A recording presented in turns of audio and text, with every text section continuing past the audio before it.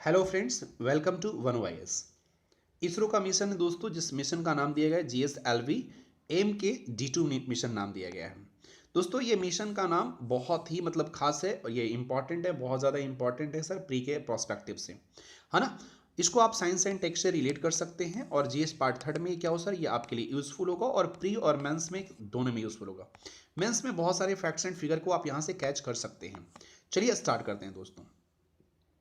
सबसे पहले मैं बात करता हूं दोस्तों कि इसरो की मिशन के बारे में। इसरो का मिशन को नाम कर दिया गया है दोस्तों, है ना। तो इसरो का मिशन को सबसे पहले एक और नाम दिया, GSLV MK-D2 मिशन नाम दिया गया। सबसे पहले हम लोग जानते हैं कि GSLV, है ना, GSLV MK-3 क्या है दोस्तों, मार्क 3 क्या है।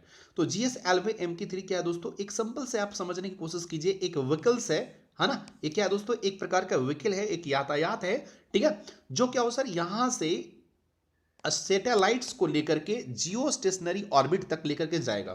अब ये जियो स्टेशनरी ऑर्बिट क्या होता है दोस्तों, सिंपल सी बात में अगर समझा जाए जियो स्टेशनरी क्या होता है, तो मान लीजिए हमारा ये अर्थ है। ये क्या है दोस्तों, हमारा अर्थ है, ठीक है।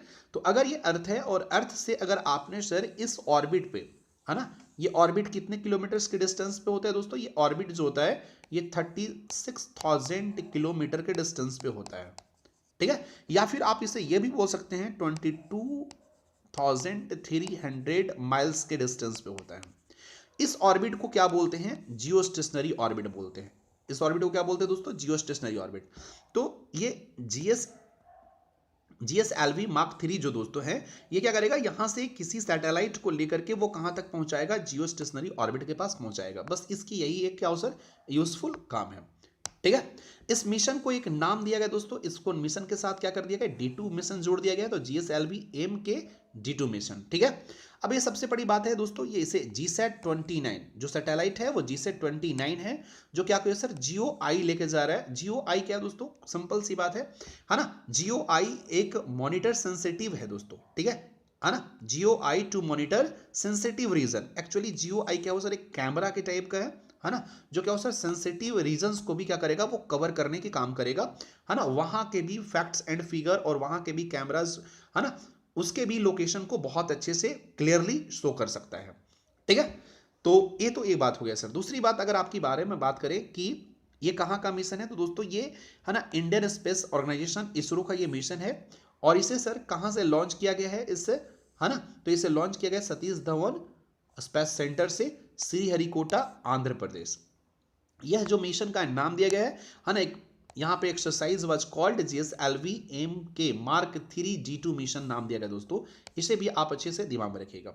एक बात हम जानने की कोशिश करते हैं दोस्तों कि अगर ये जो, सबसे पहले हम लोग जानते हैं कि GSLV मार्क 3 जो है मिशन, उसका फुल फॉर्म तो जियो synchronous satellite launch vehicle mark 3, ठीक है, जो एक सैटेलाइट लेके जा रही है GSAT-29। अब GSAT-29 के साथ क्या हो सर, ये जियो आई लगा हुआ है ना, जो सेंसिटिव एरिया का मतलब सेंसिटिव बॉर्डर्स जो होते हैं, जैसे आप बात कर सकते हैं दोस्तों, कश्मीर के बारे में बात कर सकते हैं, तो है ना, तो एक सेंसिटिव रीजन है बहुत सारे कश्मीर के एरिया में, जहां पे क्या हो सर, कोई नेटवर्क काम नहीं करता है, तो वहां भी क्या हो सर, ये कम्युनिकेशनल सिस्टम काम करेगा और वहां भी नेटवर्क बहुत अच्छे से यूज हुआ जाएगा। तो ये सबसे बड़ी बात मैंने बात किया। सबसे पहले बात किया जा रहा है sir GS I am sorry GSAT जो है, ये हमारा क्या हो sir, 33rd made Indian communicational satellite है। ये एक सैटेलाइट है, ये GSAT-29 क्या है दोस्तों, देखो सैटेलाइट है, ठीक है। और देखो GSLV मार्क 3 क्या है दोस्तों, वो व्हीकल्स है। ये क्या है, सैटेलाइट है और वो क्या था, व्हीकल्स था, ठीक है।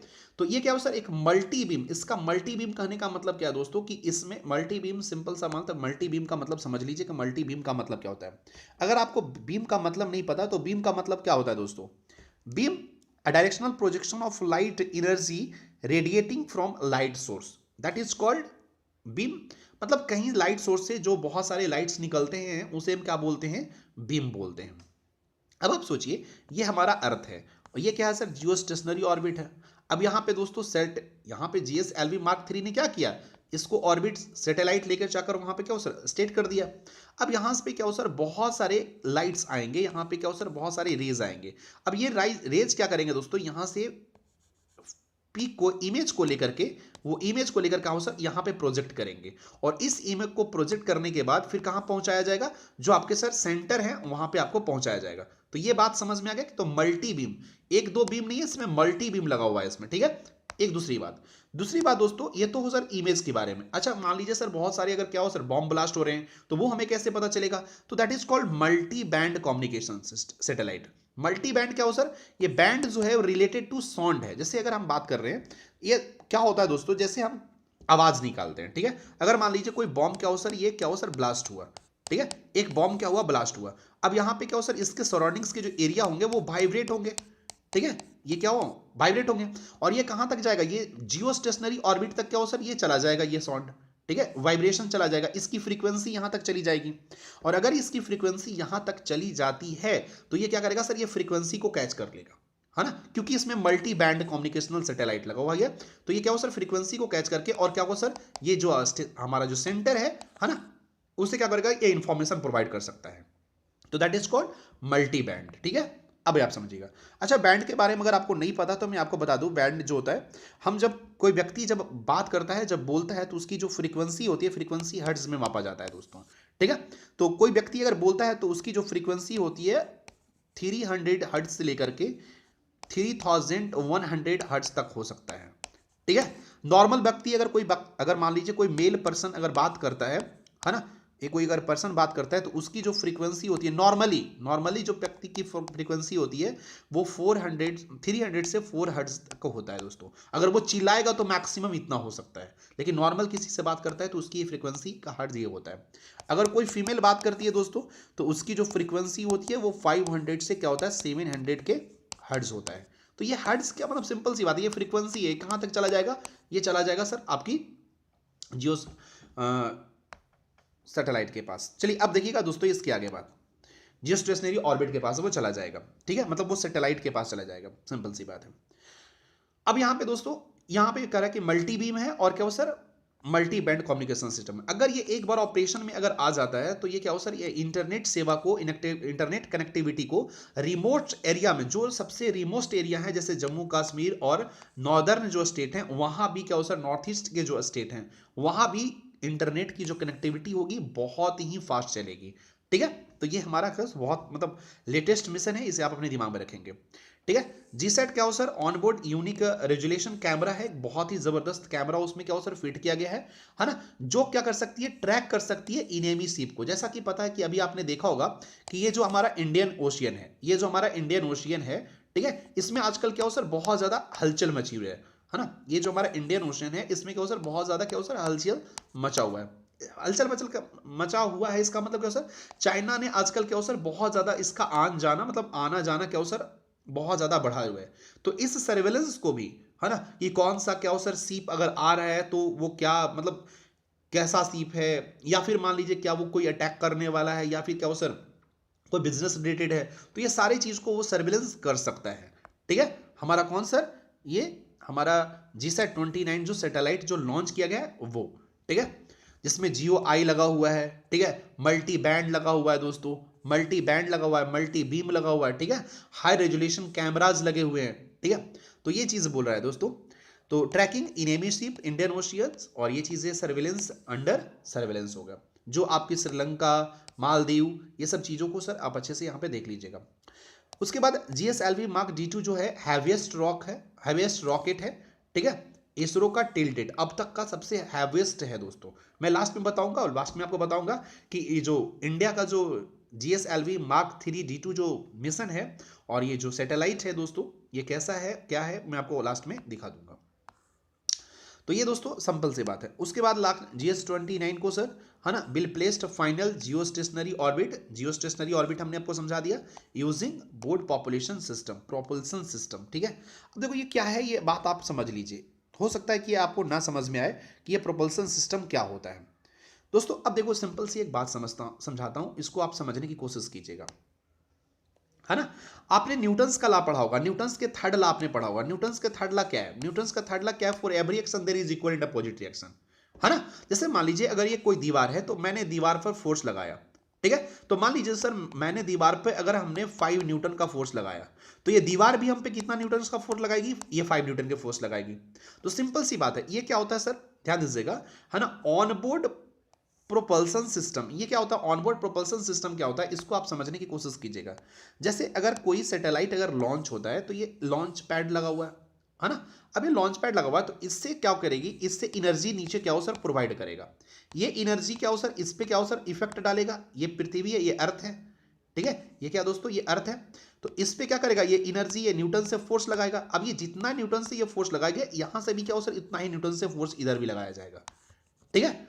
तो अब इस फोर्स की वजह से क्या हो सर, ये आगे उठ जाएगी, ठीक है। तो इसी को बोलते हैं सर ऑनबोर्ड प्रोपल्सन सिस्टम, ठीक है। तो ये इसमें लगा हुआ था, तो इसी वजह से तो ऊपर वो जा पाया, ठीक है। तो ये बात आप अच्छे से दिमाग में रखिएगा। आगे हम देखते हैं दोस्तों, कुछ पॉइंट्स और बचे हुए हैं, तो उसके भी हम डील कर लेते हैं। ये हमारा दोस्तों सर GSLV Mark 3 जो है हमारा 5th जनरेशन है, 5th जनरेशन लॉन्च व्हीकल है। डेवलप्ड किसके द्वारा किया गया सर, इसरो के द्वारा किया गया है ना। और GSLV Mark 3 व्हीकल्स जो है वो उसे डिजाइन किया गया है सर अप टू 400 kg के पास, है ना। इट इज इक्विवेलेंट टू 10 क्या सर टन्स, लगभग वो 10 टन के बराबर है। और ये आप देख सकते हैं दोस्तों, ये क्या हो सर, उसकी वेट देखो सर, वेट आपको एग्जाम में पूछ सकता नहीं, यूपीएससी एग्जाम में, या फिर हो सकता है आपको, है ना, पीसीएस एग्जाम में आपको पूछ सकता है दोस्तों, ठीक है। या फिर और भी कोई एग्जामिनेशन हो तो उसमें भी आपको ये बातें पूछी जा सकती है। अब देखिए एक चीज यहाँ पे समझने की कोशिश करना, यहाँ पे दोस्तों एक लिखा हुआ है ना, जिसे 29 वेट्स है ना, इतना KG 3423 kg designed for a mission life of 10 years. ये किसका सर, इसका जो मिशन को जो लाइफ है वो 10 ईयर्स है, ठीक है ना। ISRO said a satellite carried KAKU band height through put क्या सर, कम्युनिकेशनल ट्रांसपोर्टर्स। अब ये क्या है, ये बात को समझ लीजिए जरा, है ना दोस्तों। कुछ है नहीं, सिंपल सी बात आप समझने की कोशिश कीजिएगा कि ये जो हम बात करते हैं KU बैंड का, ठीक है, ये जो हम KU बैंड की बात करते हैं, तो जब आप बात करते हैं KU बैंड की, तो इसकी जो फ्रीक्वेंसी होती है वो 12 से लेकर के 18 गीगा हर्ट तक होती है। जो KU बैंड, इसका मतलब समझ रहे हैं, एक इंसान जो है ना, वो बोलता है सर 300 से लेकर के 300, मैंने पहले ही आपको बताया था, क्या बोला था कि एक इंसान जो होती है, एक व्यक्ति जो होता है, पर्सन होता है, वो 300 हर्ट से लेकर के 3000 अबाउट 3000 तक क्या हो सर। अब मैंने कहा था कि किसी व्यक्ति का जो वो है ना फ्रीक्वेंसी होती है, वो 300 से लेकर के 3300 हर्ट तक क्या होती है, उसकी फ्रीक्वेंसी होती है। और हमारे पास जो इसमें जो हमारे क्या हो सर, ये जो GSLV Mark 3 जो हमारा 5th जनरेशन का क्या हो सर लॉन्च व्हीकल पैड है, जो जिससे 29 को लेकर जा रहा है, जिससे 29 को क्या हो सर हमारे सैटेलाइट को जा रहा है, इसमें क्या हो सर एक इनकलकेट किया गया, इसमें सर क्या हुआ है, ऑर्गेनाइज किया गया KU बैंड को ऑर्गेनाइज किया गया, जो 12 टू 18 गीगा हर्ट तक क्या हो सर, वो मतलब उसकी फ्रीक्वेंसी को क्या कर सकता है, वो उसका रेंज होता है। KU बैंड का रेंज क्या होता है सर, 12 से 18 गीगा हर्ट तक क्या हो सर उसकी रेंज होती है, ठीक है। उसी तरह से अगर आपको KA का बैंड का अगर आपको फ्रीक्वेंसी हर्ट देखना है, तो ये कुछ है नहीं, इससे आपको कुछ क्वेश्चन पूछेगा नहीं, बट मैं ऐसे ही आपकी जानकारी के लिए बता दे रहा हूँ, ठीक है। अगर सर KA बैंड की बात करें, तो इसका जो रेंज होता है 26.5 giga hertz to 4000 giga hertz होता है दोस्तों, ठीक है। ये इसका फ्रीक्वेंसी रेंज होता है, ठीक है। ये बात आप अच्छे से याद रखेंगे। और अगर आपको सर एक बात और मैं आपको बता दूं, कि अगर आपको एक बात और नहीं पता होगा, तो 1 giga hertz is equal to 10 to the power 1 hertz होता है, ठीक है। इसे आप अपने दिमाग में रख सकते हैं। आइए आगे देखते हैं दोस्तों। तो ये बस ऐसे ही दिमाग में आप रख लेना, सिंपल सी बात है कि एक रेंज के बारे में बात किया गया, कि उसका सर जो रेंज जो दिया गया है, हाँ ठीक है, वो KU बैंड का वो रेंज क्या है, तो ट्रांसपॉन्डर्स लगा हुआ है, intended to meet communicational requirements of user in remote areas. ये इसलिए लगा हुआ KU बैंड और KA बैंड, क्योंकि रिमोट एरियाज में भी क्या हो सर उसको सर्वेलेंस को रखा जा सके, ठीक है। और वही चीज़ें यहाँ पे भी लिखा हुआ सर के, यहाँ पर क्यूबी बैंड लगा हुआ है, तो क्यूबी बैंड भी वही चीज़ें है, उसे आप इतना दिमाग में मत रखिएगा। क्यूबी बैंड्स का जो रेंज होता है दोस्तों, ये क्यूबी बैंड्स का जो रेंज होता है वो 33 गीगाहर्ट्ज से लेकर के 75 गीगाहर्ट्ज तक होता है। ठीक है, तो ये बस सिंपल सा ये सिर्फ दी गई है। तो बस अगर आपको नाम से याद रखना है, जब देखो यूपीएससी और पीसीएस जब क्वेश्चन पूछता है ना, तो वो सिर्फ नेम रिलेटेड पूछता है, उसके अंदर उतना घुस, उसके अंदर क्या होता है उतना घुस करके कभी क्वेश्चन नहीं पूछता। अगर आप प्रीवियस ईयर क्वेश्चन निकाल के देख सकते हैं, तो बच्चा जानना चाहता है कि आप शब्दों से अवेयर है या नहीं है। ठीक है, तो क्यू बैंड से आप एक बार अवेयर हो जाइए। ठीक है, आप के बैंड से अवेयर हो जाइए, के यू बैंड से अवेयर हो जाइए। वो क्यों यूज होता है, बस सिंपल सी बात है, रिमोट है ना, रिमोट एरिया को सर्वेलेंस में रखने के लिए यूज किया जाता है। बस इतना बहुत काफी है आपके लिए। फिर दोस्तों एक बात और मैं बता दूं कि ये हमारा जो GSAT-29 जो था, ये mission 67th mission from Sriharikota island, है ना। ये श्रीहरिकोटा का 67वां मिशन था दोस्तों GSAT-29, है ना। It is 23rd launch from the, it is, ध्यान दीजिएगा दोस्तों, it is 23rd launch from the second launch pad. ठीक है, ये सेकेंड लॉन्च पैड से जो हुआ है सर, ये क्या हो सर 23rd किया गया है। ठीक है, और GSLV Mark Tuesday fight 5th launch mission in 2018। और दोस्तों लास्ट में एक बात और मैं आप बोल दूंगा, है ना, एक चीज और बता दूंगा कि GSLV मार्क 3 जो ना 3rd स्टेज हैवी लिफ्ट, है ना, व्हीकल्स, इसके लिए मैं थोड़ा सा आपको एक फिगर बताना चाहता हूं। देखिए यहाँ पे आप इस फिगर को देख लीजिए, आपको पूरी तरह से समझ में आ जाएगी। ये हमारा GSLV मार्क 3 हमारा इंडिया का, ठीक है, हमारा इंडिया का क्या हो सर, ये GSLV व्हीकल्स है। ठीक है, ये फैल्कन जो दोस्तों यूएस का है। ठीक है, फैल्कन हैवी भी, इसका भी ये यूएस का है। ये जो है दोस्तों ये यूरोप का है। ठीक है, ये क्या दोस्तों, ये भी यूएस का है, और ये भी क्या है सर, यूएस का है। ठीक है, आप समझ सकते हैं कि हमारे जो कंट्री का जो व्हीकल्स पैड है वो कहाँ पे है, और उसकी क्या हो सर, मतलब वर्ल्ड बेस्ट कैपेसिटी जो रॉकेट्स हैं वे आपको मैंने यहाँ पे दिखाने की कोशिश किया हूँ। GSLV मार्क 3 ये हमारा यहाँ पे क्या हो सर, रियलाइज कर रहा है। तो ये था आज का सर, सॉरी, ये था दोस्तों आज के कॉन्सेप्ट, आज के जो तरीके थे जिसको आप साइंस टेक से रिलेट कर सकते हैं। थैंक यू फॉर वॉचिंग, है ना, बाय बाय, टेक केयर।